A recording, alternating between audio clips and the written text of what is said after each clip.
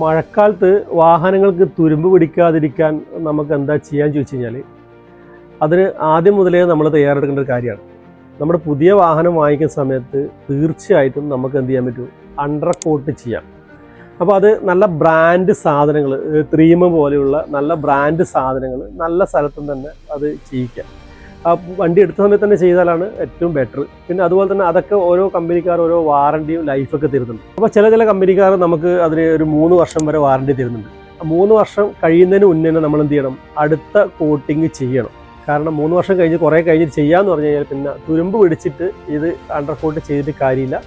തുരുമ്പ് പിടിക്കുന്നതിന് മുന്നേ ഇത് ചെയ്യണം. അപ്പോൾ റെഗുലറായിട്ട് ഓരോരോ 3 വർഷം കൂടുമ്പോൾ നിങ്ങൾ ഈ അണ്ടർ കോട്ട് ചെയ്ത് കഴിഞ്ഞാൽ ഈ തുരുമ്പ് പിടിക്കുന്ന പ്രശ്നങ്ങൾ ഒഴിവാക്കാം. പിന്നെ നിങ്ങൾ ഈ കടപ്പുറ സൈഡിലൊക്കെ നിങ്ങൾ അഥവാ കടലിൻ്റെ സൈഡിലൊക്കെ ഓടിയിട്ട് വന്നിട്ടുണ്ടെങ്കിൽ നിങ്ങൾ എന്തെങ്കിലും ഒന്ന് അടുത്ത ദിവസം തന്നെ ആ സെയിം ഡേ നിങ്ങൾക്ക് പറ്റുമെങ്കിൽ ഒന്ന് ഫുൾ വാഷ് ചെയ്യുക, അണ്ടർ വാഷിങ് അടക്കം ചെയ്തിട്ട് വെക്കുക.